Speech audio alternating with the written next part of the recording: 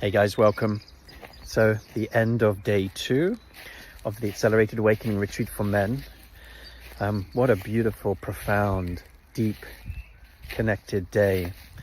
I couldn't have asked for a better day and couldn't have asked for a better group of guys. Just so willing, trusting. The safety was there to go into places which would ordinarily take more days. But today, yeah, it was just one of those special days, right? What to do, what to share. What I can say first of all is I decided today to initiate the circle through what I would call like a circle training day. But when I do a training day, it's rarely instructions. It's actually an experiential embodied journey that has the impact of teaching how we are in circle and some of the mechanisms, the protocols, the structure for interacting with the group. So it's safe and people get the most value out of it. So I tend to instruct through experiential dynamics, so real life things that are happening in real time that can reveal the process rather than it being a heady intellectual transmission.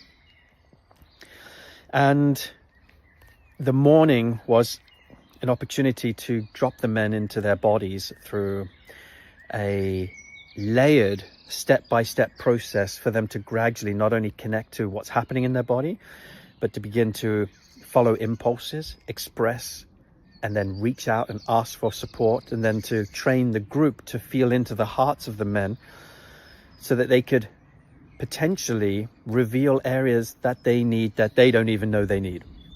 Because sometimes when we're really felt in a beautiful field like this, others can feel our hearts better than we can. And so there was a very rich morning of very short practices where people got to get on the mat for a few minutes and try it on and feel what it feels like to be seen and felt in brotherhood and in the space of men, because often there is trauma around men maybe feeling unsafe, unseen, unfelt, or betrayed in the past. Whether it's through a parental figure or whether it's through being bullied at school, there is a lot of history or whether it's being castrated by the feminine. It doesn't really matter. I mean, there is stuff that all men come with in circles like this, and there's often a apprehension about, is it safe to do this work together? And it's always my challenge and joy to find a way to open the space in a way that people, the men in this case, can feel safe to do the work. So we had a morning of just beautiful mini spaces of opening, tracking, feeling, following, and surrendering. And then after lunch, I opened with a specific question that had the intention to open the field to see if there was something live that wanted to go deeper. So there's certain sharing rounds that we would do that has the primary intention not only to serve everybody who shares, but in the sharings, there will be a few shares that are really juicy and they will hit in my nervous system like a bell, ding. And that's when I stop and I will say, okay, do you want to get on the mat and move and meet this? It's one thing to be alive with it. It's one thing to verbally share it, but there's another thing altogether to deeply be met, embodied somatically in connection with another human being or other human beings by the tribe, and actually go for it and deepen. And this guy was like a hell yes. He was so ready, he was so ripe, and we had an epic family constellations really healing of different gestalt processes. It was a challenge actually in this case because the person that he needed or had, the person he chose to meet, who was the most representative energetically of the kind of person that he wanted to meet, was me.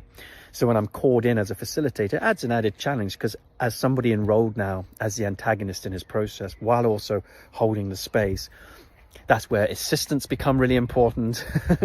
And that's where having to wear multiple hats and become multidimensional as a facilitator is important. Because in the middle of an enrolled piece, I might have to check in with him, ask how he's tracking, what he's feeling, what's the impact, where's he going, what's he needing. So I have to be wearing that multi-dimensional, multi-layered peace at all times. But there's something about that I really love, like the challenge of that always excites me. And I feel like, okay, now I'm being brought to the kind of level that I'm trained for. It's like, I love that. It's like, yes, use me in all my capacities. That ended really sweet.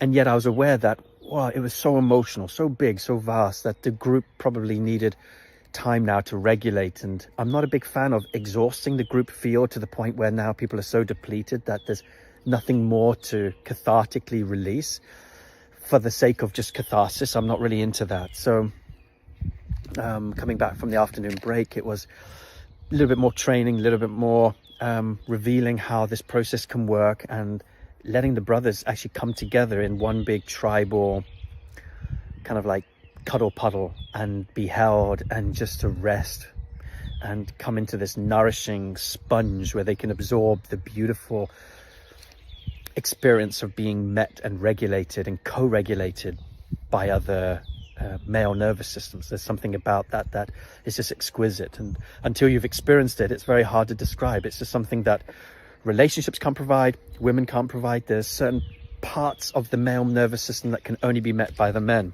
And when men get that, they then realize why brotherhood and men's work is critical, not just important, critical for the success of their relationships, for the success of their purpose and going out into the world and just being happy. So, yeah, feeling super grateful. The day hasn't ended yet. We're going to have some dinner, then we're going to do some belly to belly practice and to continue our regulation and connection ritual for this evening, and then get ready for day 3 tomorrow. And yeah, hope you're enjoying these updates, and I will speak to you very, very soon.